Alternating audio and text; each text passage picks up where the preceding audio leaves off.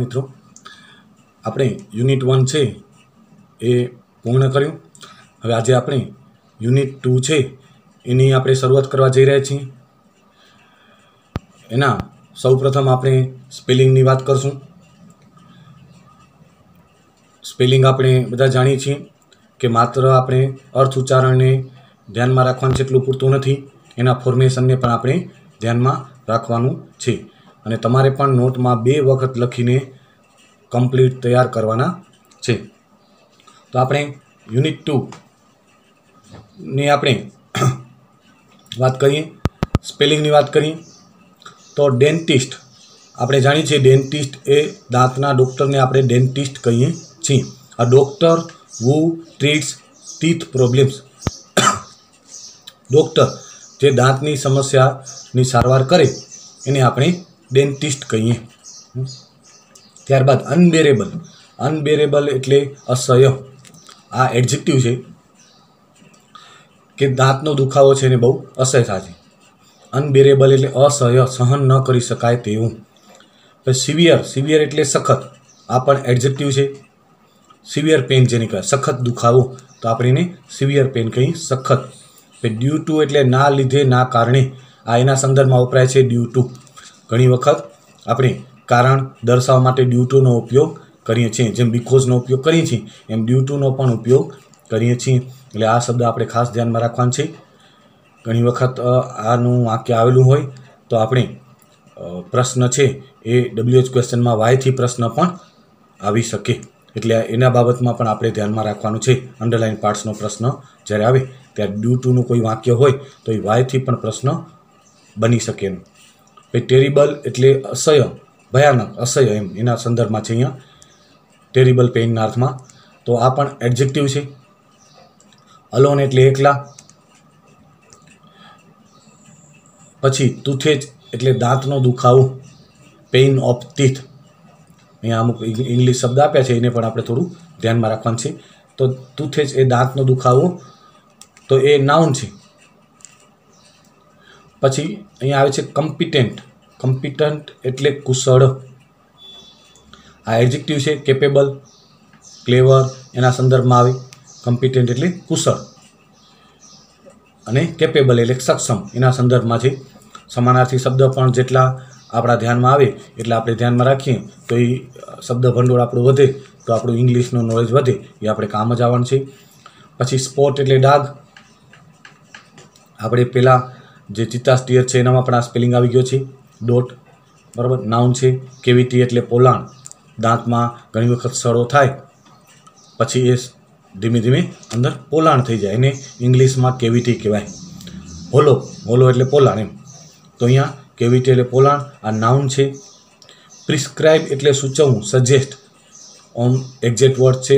Prescribe માટે દવા લખી આપવી, બરાબર, પ્રિસ્ક્રિપ્શન આપણે ખ્યાલ છે આપણે આવે છે ડૉક્ટરનું પ્રિસ્ક્રિપ્શન, તો એ દવા લખેલ કાગળી હોય એને પ્રિસ્ક્રિપ્શન કહેવાય। તો અહીંયા પ્રિસ્ક્રાઇબ એટલે દવા લખી આપવી એટલે દવા સૂચવવી એના સંદર્ભમાં છે અહીંયા।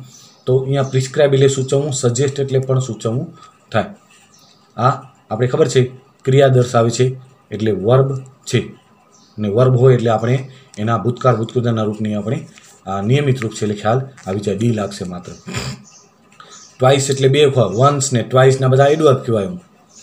વન્સ એટલે 1 વખત, ટ્વાઇસ એટલે 2 વખત, થ્રાઇસ એટલે 3 વખત, પછી 4 વખત, 5 વખત, 6 વખત એમ કેવું હોય તો આપણી પાસે એક શબ્દ છે 4 ટાઈમ્સ, 5 ટાઈમ્સ, 6 ટાઈમ્સ, એ આપણે શબ્દનો ઉપયોગ કરીને જેટલી વખત આપણે દર્શાવવું હોય એ આપણે દર્શાવી શકાય।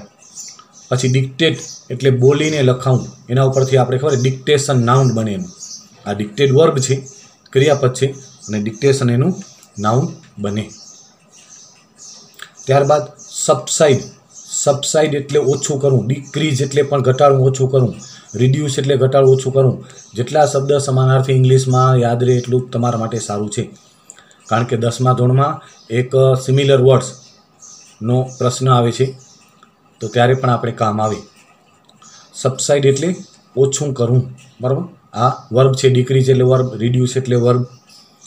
એર રોટર આવે છે, એક સાધન આવે છે, an instrument to check teeth, દાંતને ચેક કરવા માટે એક એર રોટર નામનું આ એક મેડિકલ ઇન્સ્ટ્રુમેન્ટ કહેવાય, બરાબર, તો એ આપણે ખ્યાલ હોવો જોઈએ કે એર રોટર શું છે. તો દાંત ચેક કરવાનું એક સાધન છે, મેડિકલ ઇન્સ્ટ્રુમેન્ટ છે. પછી ફોન્ડ ઓફ એટલે નું શોખીન હોવું. I am fond of sweets, I am fond of chocolates, I am fond of ice cream, fond of reading, fond of singing. આપણે ગાવાના શોખ છે તો આપણે કહીએ I am fond of singing. વાંચવાનો શોખ છે તો I am fond of reading. મોટા ભાગે ફોન્ડ ઓફ પછી પ્રેઝન્ટ પાર્ટિસિપલ વર્બ આવે ત્યારે પ્રેઝન્ટ પાર્ટિસિપલનો વધારે પડતો ઉપયોગ થાય છે. નહીંતર નાઉન તો આવે તો કોઈ વાત નથી. આઈ એમ ફોન્ડ ઓફ ચોકલેટ્સ તો એ તો કોઈ પ્રશ્ન નથી કે મને ચોકલેટ્સનો બહુ શોખ છે, બરાબર. તો ફોન્ડ ઓફ એટલે નું શોખીન હોવું, લાઇક મચ વધારે પડતું ગમવું, એ બાબત અહીંયા સૂચવે છે. તો આ શબ્દનો ખાસ આપણે વાક્ય પ્રયોગ આવડવો જોઈએ. શબ્દના વાક્ય પ્રયોગ પણ તમને પરીક્ષામાં આવે જ છે. 2 શબ્દ આપેલા હોય એનો કાર્ડ કરતા મુજબ વાક્ય પ્રયોગ તમારે કરવાનો હોય છે. પછી સબસ્ટન્સ એટલે પદાર્થ. સબસ્ટન્સ વ્હાઇટ સબસ્ટન્સ છે એ દાંતને ક્યોર કરવા માટે એનું આવે છે, તો એ પદાર્થ કહેવાય. પછી પીસીસ, જે આપણે ઘણા બધા વખત આ શબ્દ આવી ગયો છે. પીસીસ એટલે ટુકડાઓ, અને PEACE પીસ એટલે શાંતિ થાય, એ આપણે ખબર છે. આ 2 શબ્દ વચ્ચે ભેદ આપણે ધ્યાનમાં રાખવાનું છે. પીસીસ એટલે PIECES. આ પીસ એક વચન, એનું બહુવચન કરેલું છે એસ લાગીને, એટલે ટુકડાઓ. એનું પાર્ટિકલ્સ એટલે પણ ટુકડાઓ થાય, ક્રમ્બ એટલે ટુકડાઓ થાય, બીટ એટલે ટુકડાઓ થાય, એટલે ઘણા બધા અર્થ છે, બરાબર. પછી પ્રોપર કેર, યોગ્ય કાળજી. પ્રોપર એડજેક્ટિવ અને કેર નાઉન છે. અહીંયા કેર વર્બ તરીકે પણ વપરાય. કેર એટલે કાળજી લેવી, ટેક કેરના અર્થમાં આવે. ટેક કેર એટલે કાળજી લેવી. અહીંયા કેર એટલે નાઉન, ખાલી કેર એટલે કાળજી થાય ત્યારે નાઉન આવે, બરાબર. અહીંયા પ્રોપર કેર એટલે યોગ્ય કાળજી, એટલે એડજેક્ટિવ પ્લસ નાઉન, બરાબર. પછી રિમૂવ એટલે દૂર કરવું. રિમૂવ એટલે દૂર કરવું. આ આપણે ખબર ક્રિયા દર્શાવે છે, એટલે વર્બ છે. રિક્વાયર, આ વર્બ છે રિક્વાયર, એનામાંથી MENT એને સફિક્સ કહેવાય. પાછળ જે શબ્દ લાગે વર્ડ ફોર્મેશનમાં એનામાં સફિક્સ કહેવાય. તો MENT લગાડીને આપણે એનું નાઉન કરેલું છે, એટલે રિક્વાયરમેન્ટ એટલે જરૂરિયાત. આ અત્યારે નાઉન છે અને એનું વર્બ થશે રિક્વાયર. રિક્વાયર. તો આ બધા શબ્દ સાથે સંલગ્ન શબ્દ આપણે ખાસ ધ્યાનમાં રાખવાના છે, અને દરેક શબ્દની આપણે એવી રીતે ખબર પડવી જોઈએ. એ જ આપણે આગળ જતાં બહુ જ કામમાં લાગશે. બાકી ખાલી શબ્દના અર્થ આપણે માત્ર દરેક જગ્યાએ કામ નહીં લાગે. પછી સરફેસ એટલે સપાટી. પાણીની સપાટી હોય કે દાંતની સપાટી હોય કે જે હોય તે.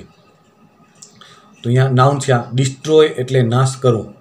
આ નાશ કરવો ક્રિયા દર્શાવે છે, બરાબર. એટલે આપણે ખબર પડી જાય કે આ વર્બ છે. ને અહીંયા ડાયરેક્ટ ડિસ્ટ્રોઈડ ED લાગશે, વાય પહેલાં સ્વર આવેલું છે, બરાબર. પછી જમ્સ એટલે બેક્ટેરિયા, માઇક્રોબ્સ. આ અંદર જે જીવાણુ માટે શબ્દ આપેલા છે એના આપણે અહીંયા લખેલા છે. તમારે આવી રીતે લખી નાખવાનું. તમને જમ્સ, બેક્ટેરિયા, માઇક્રોબ આપણે એ ગુજરાતીમાં જ આપણે બોલી છીએ. બેક્ટેરિયાની બધું જીવાણુને મોટાભાગે એમ નથી બોલતા, વિષાણુને એમ, બરાબર. તો આપણે આવી રીતે શબ્દ લખી નાખવાનું. જમ્સ એટલે બેક્ટેરિયા, માઇક્રોબ્સ, એ તમારે ધ્યાનમાં રાખવાનું છે. ઇવેન્ચ્યુઅલી એટ લાસ્ટ એટલે આખરે. ઇવેન્ચ્યુઅલી એટ લાસ્ટ એટલે આખરે. આ 2 શબ્દ ખાસ તમારે ધ્યાનમાં રાખવાનું છે. ઇવેન્ચ્યુઅલી એનો સમાનાર્થી થશે એટ લાસ્ટ અને આખરે. અને હજુ પણ શબ્દ એના માટે જોઈએ તો ફાઇનલી પણ ઘણી વખત વપરાય છે. એના માટે ત્રીજો શબ્દ ફાઇનલી. એનેમલ. એનેમલ એટલે સ્તર આવે છે. દાંત ઉપરનું જે સ્તર આવે ને એનેમલ કહેવાય. કવર કહેવાય, કોટિંગ પણ કહેવાય. લેયર એટલે પણ સ્તર કહેવાય. લેયર પણ નાઉન છે. એનિમલ આ બધા નાઉન છે. લેયર એટલે સ્તર, એ પણ નાઉન છે. પછી દાંતના જે 2 પ્રકાર આવે છે એનામાં એક દાંત આવે છે ડેસિડ્યુઅસ.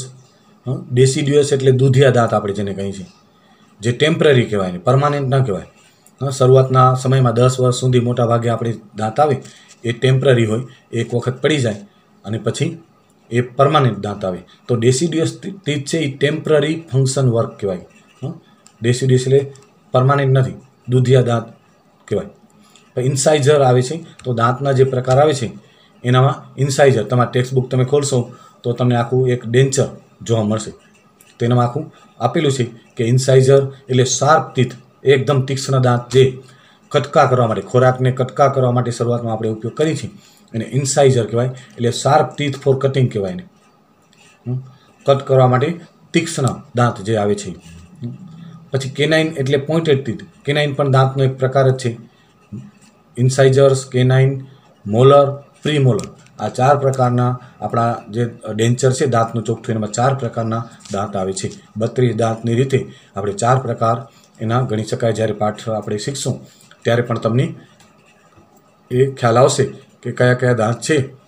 એ કેનાઇન્સ છે, ઇન્સાઇઝર્સ છે, મોલર્સ અને પ્રી મોલર્સ. અલાઇનમેન્ટ. અલાઇનમેન્ટ એટલે સીધી હરોળમાં, એક હરોળમાં આપણે ગોઠવીએ એને અલાઇનમેન્ટ કહેવાય. Arrangement in a straight line, સીધી લાઇનમાં ગોઠવવું એને અલાઇનમેન્ટ કહેવાય, સીધી હરોળમાં.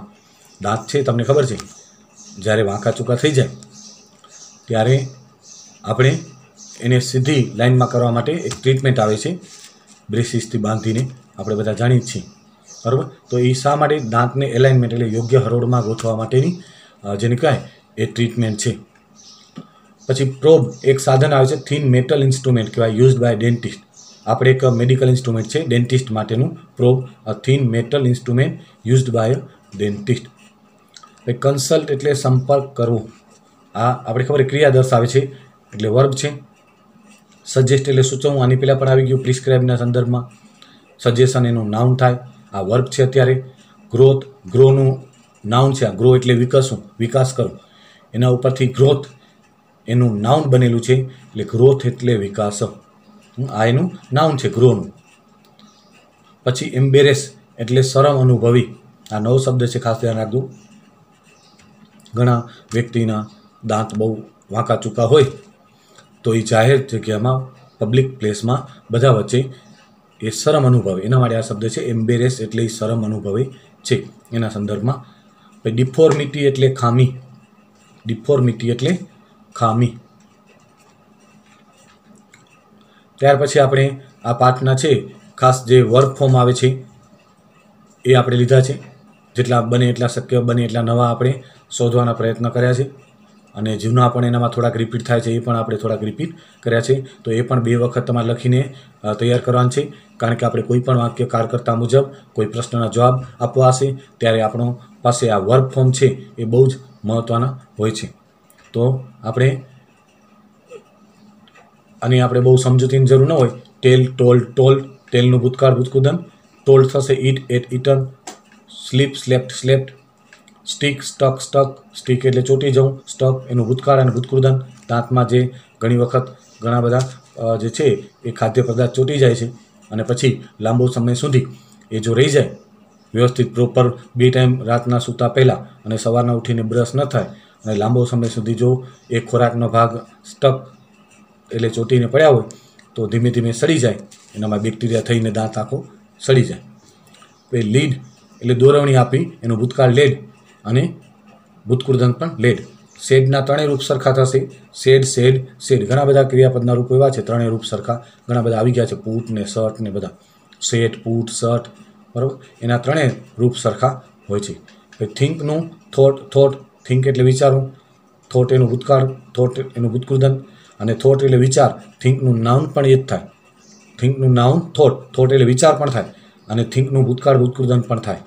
એટલે શબ્દનો આ થોટનો ઉપયોગ ભૂતકાળ ભૂતકૃદન તરીકે થયેલો છે કે નાઉન તરીકે થયેલો છે એ વાક્યમાં સંદર્ભ ઉપરથી આપણે ખબર પડી જાય.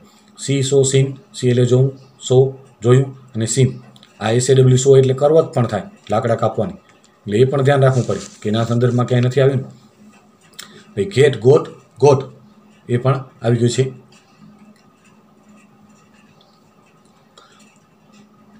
પછી મેક, મેડ, મેડ. પછી થ્રો, થ્રો એટલે ફેંકવું, થ્રુ અને થ્રોન, નો, ન્યૂ, નોન આ પ્રકારનું એક આવે છે, બરાબર. પછી મેક, મેડ, મેડ, મેક એટલે બનાવવું, મેડ અને મેડ. પછી બ્રેક, બ્રોક, બ્રોકન, બ્રેક એટલે તોડી પાડવું, અને આ તમને પહેલા પાઠમાં પણ આવી ગયું છે. બ્રેક રૂલ્સનો ભંગ કરે છે એના સંદર્ભમાં, બ્રોક અને બ્રોકન. અને આ દાંતના સંદર્ભમાં છે, દાંત તૂટી જાય છે એના સંદર્ભમાં. બ્રિંગ એટલે લાવવું, બ્રોટ એટલું ભૂતકાળ અને બ્રોટ એનું ભૂતકૃદન. બ્રિંગ, બ્રોટ, બ્રોટ ઘણા બધા ક્રિયાપદના ભૂતકાળ ભૂતકૃદન સેમ થાય છે. નો, ન્યૂ, નોન, થ્રો, થ્રુ, થ્રોનના આપણે સંદર્ભમાં વાત કરી. ટેક, ટુક, ટેકન, ગીવ, ગેવ, ગિવન. તો આવી રીતે છે.